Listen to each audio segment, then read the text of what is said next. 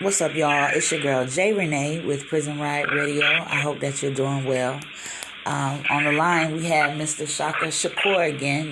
We had to run it back and talk to him. We got a lot to talk about. We want to talk about, the relations between those on the outside and those on the inside and working together.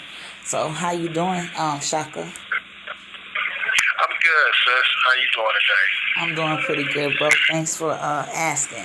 So, we've been talking about, the importance of the relationships between those on the outside and those on the inside and working together and stuff like that.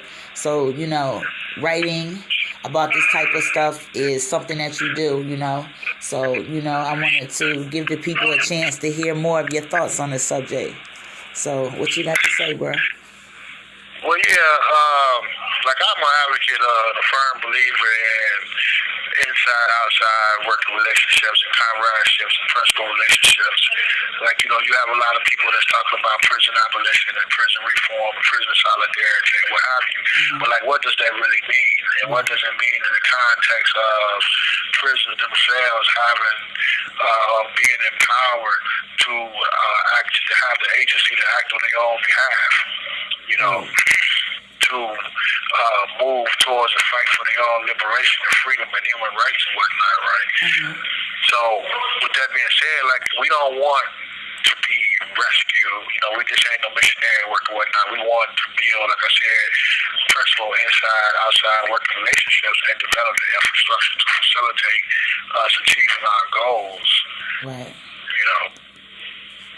Okay.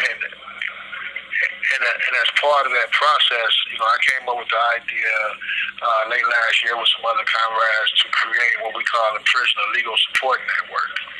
Okay. And what that is that we put out a call to the National Lawyers Guild and progressive and attorneys and paralegals and law students and whatnot who are willing to work with inside jailhouse lawyers in terms of training us, providing us with material resources where we can create our own individual law libraries and what have you, and help us to organize inside political committees and study groups based on the law.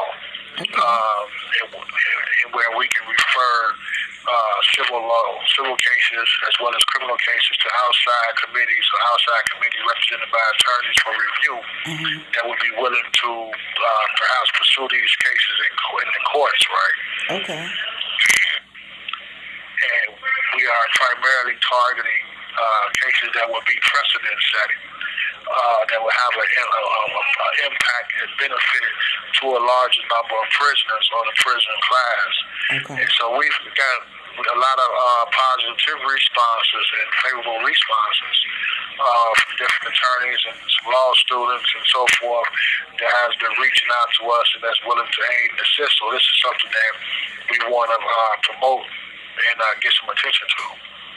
Wow, that's really something right there. So what made you come up with this? Well,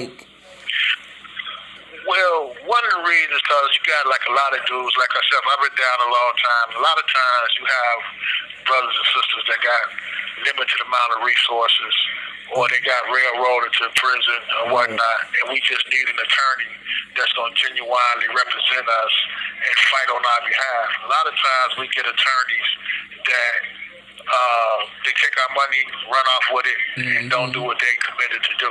Right. And we have no way of holding them accountable. You know what I'm saying? Or a lot of us is being represented out there by our partners, our wives, our girlfriends, and what have you, that really don't know the law. Right. And they go to these lawyers to get taken advantage of. Right. You know what I'm saying? Yeah. So it's hard to find a lot of times an attorney who is conscious or woke or progressive that you can really count on to be committed to the work, which is why we put out a call to a certain element. Right. And then you have a lot of brothers and sisters that's been down a long time that's have political cases where we've been involved in uprisings or rebellions or riots or whatever, and fight shit behind the walls and accumulated more time, and we got railroaded, and we got some outside support from the movement, or had an attorney really represent us, or we can get some exposure to it. We probably can come from under it, right? Right. Yeah, I can understand that. So what do you need from us? Like, what do you need from the people to support this Well, effort? right now we trying to create, like we have a couple of different organizations and collectives that we've gotten non-profit status for. Okay. So one of them, and we're trying to create a legal service organization that would be like the legal wing, the legal arm of some of these collectives, where we can move materials inside without disruption because there is legitimate legal materials and what have you. So I'm going to read a couple of things to you. There's memos and whatnot that can kind of put some things in context. Okay, for sure. Okay, one is, it says, just an update, it says the Prison Legal Support Network has continued to evolve since the initial release of the attached memo, initially released on January 11, 2021. We have also had several political, human rights, and legal groups join the network and or come out and endorse the network in our work. We believe that this evolving structure is a model that can be emulated in other states. Our vision is to ultimately develop national networks and regional organizing centers, using these models to aid and assist jailhouse lawyers in prison litigation, thereby taking this aspect of the struggle to another level. Since the initial release of this statement back in January, we have found an attorney to take point on the outside who has taken on the responsibility as an outside coordinator and facilitator, who has helped us to form two outside committees, one for civil litigation and one for criminal litigation and research. We have had many legal law students and paralegals join the PLSN network and volunteer their time, energy, and resources towards moving the work forward. We need more attorneys to sign on beyond those who have thus far. We have successfully formed our first organized internal inside collective with jailhouse lawyers and pro se litigants behind the walls, and have recruited our first female comrade inside of the women's prison, who is doing excellent work in exposing the conditions of confinement and harsh reality of incarcerated women, from that of the taking of parental rights by the state to that of women who were victims of sex trafficking or human trafficking, yet were criminalized when in fact they are the victims. The external civil committee has chosen its first issues to focus on for civil litigation and so forth, which we think will be precedent setting and also establish our credibility. So this is what this is part of. This interview is to put the call out to, one, let people know that we exist and that we're leading support, but also network with people in other states and in other areas that might be interested in imitating or emulating this model. Okay. Well, we definitely gonna make sure we put the call out and support that effort. This is very important, and like you said, y'all need our support. Those of us that are abolitionists or new abolitionists, need to support this effort. And the fact that a lawyer can take advantage of y'all, it just ain't right. You know what I mean? It's not right at all. So we definitely going to support you. So is there any Go ahead, bro. I'm sorry. Well, see, a part of that too is like in terms of the struggle, like we believe in creating our own institutions, right, like institutions that we control and work for us. Right. And this is part of what we're doing. This is what we're doing in Indiana with different outside comrades and different outside organizations that's working with us. Right. Is that we're trying to create structures that where brothers that get out and stay true to their politics can join the movement and continue to facilitate that work. Right. And apply their politics.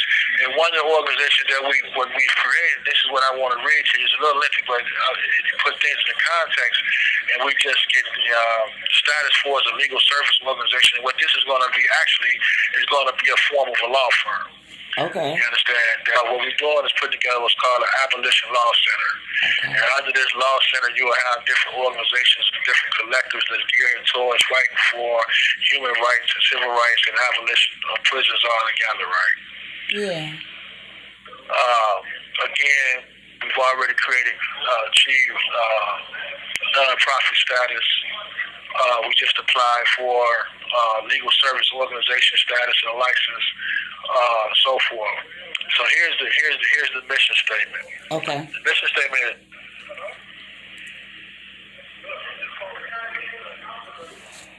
go ahead. Yeah. The name of this organization is called CHARGE. CHARGE is the acronym. It is the mission of charge to enforce constitutional guarantees under the First, 8th, and 14th Amendments of the U.S. Constitution, Article 1, Section 15 and 18 of the Indiana Constitution, and various other legal means through focused, aggressive litigation targeting the prison industrial complex abuses, mechanism, and apparatuses. The overview. Most constitutional violations committed by the PIC go unchallenged because the victims lack the knowledge, resources, or ability to effectively challenge them. Indiana prison industrial complex apparatuses have been able to advance neo-colonialist agendas with near impunity because of the lack of informed, coordinated effort to enforce constitutional guarantees in Indiana and federal courts. The continuous erosion of rights and blatant abuses have left PIC captives increasingly isolated and emasculated. IDLC Watch has developed an effective network of motivated comrades inside and outside the penal setting. Through increased legal literacy, consolidation of information, and resources, we can effectively hold Indiana PIC apparatuses accountable in the court of law. This accomplishes several strategic goals. One, increased legal literacy will allow comrades and combatants to identify constitutional violations, accurately identify, preserve documentary and testimonial evidence, and prepare legal documents that comport with the requirements of the law. Two, litigation creates a public record of PIC abuses and counter-rehabilitative policies and consumes monetary resources that will otherwise be utilized further in neo-colonialist goals. Three, contrary to popular belief, the law is on our side. Victories, concessions obtained through focused, aggressive litigation will temper neo-colonialist agendas while emboldening our base to educate themselves, consolidate, and advocate for their rights. Approximate objectives.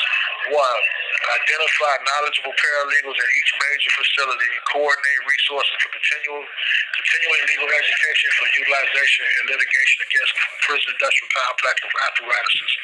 Two, create informational resources to help individuals identify constitutional violations.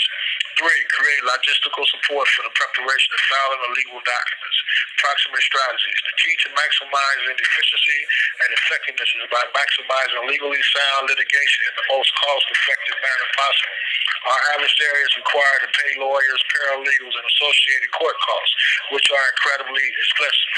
By utilizing captive paralegals to research and draft legal pleadings, we are equipping and educating our comrades, providing an opportunity for comrades to take an active role in antagonist operations and drastically minimize our operating expenses. All pleadings will be filed pro se on behalf of claimants, allowing courts costs to be waived. Areas of litigation emphasis include constitutional and policy violations that have a negative pervasive effect on constitutional rights, quality of life or rehabilitation, and or seek to advance prison industrial complex of neo-colonialist mechanisms. Apparatuses or initiatives and individual violations that demonstrate an anti-rehabilitative culture or neo-colonialist agenda. One initial area of litigation targeting arbitrary and erroneous parole revocations through post-conviction remedies or actions for mandate under blah, blah, blah. I don't want to get too much into the leaks of it. But to sum up, let me just say this. Long-term strategies. In order to inflict meaningful damage upon the mechanisms and apparatuses, aggressive litigation must be sustained. Knowledge that any neo-colonialist initiative will be aggressively countered in the court of law will be a major deterrent to continued implementation of prison industrial complex policies and a formidable hindrance to prison industrial complex growth and progress. In order to accomplish the foregoing goal, the operational and financial infrastructure must be cultivated.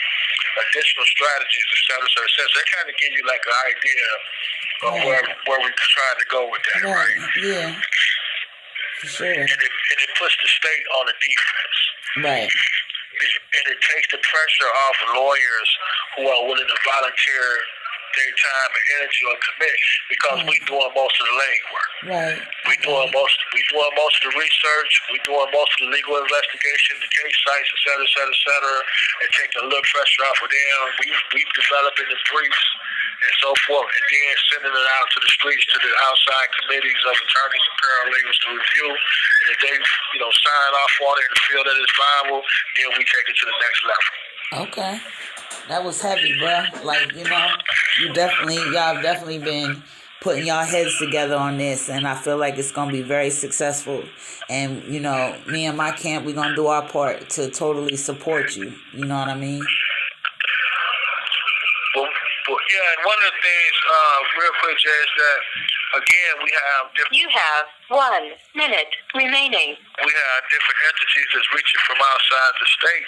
Right. That want to imitate our models in terms of attorneys and everything else, right? So who's to say that this can't be something that can be broadened and you develop it into, like, say, regional organizing committees, right, and networks and so forth that can be built and cultivated on. Right, for sure. All right, bro. So go ahead and give us some more info. Yeah, like long range game. One of the long range goals that we're working on right now is like, and the reason I'm focusing on Indiana because this is what it started at with Indiana, IDOCWatch.org.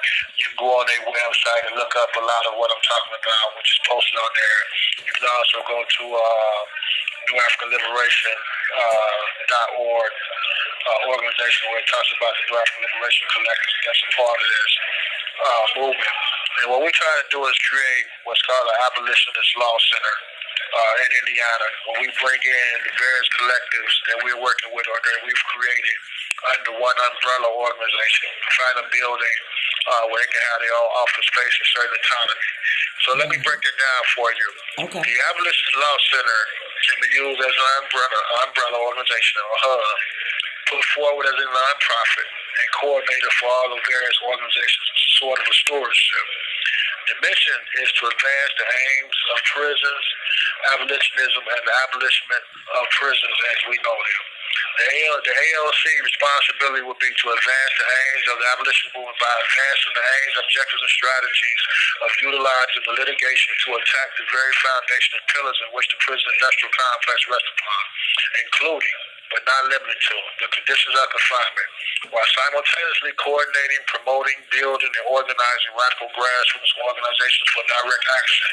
It can also be used as a tip of the spear for coordinating and networking with the various organizations and programs under its umbrella that is geared towards helping facilitate its aims and objectives while uniting with inside political organizations and political committees, thus supporting the further building and strengthening of that developing infrastructure, i.e. the prison movement.